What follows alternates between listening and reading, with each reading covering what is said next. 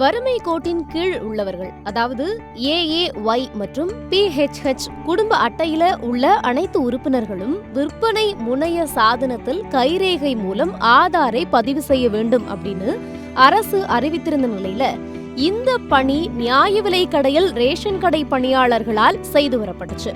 தற்போது இந்த விதிமுறையில் கொண்டு வரப்பட்டுள்ள ஒரு மாற்றம் மக்களிடையே நல்ல வரவேற்பை பெற்றிருக்குது.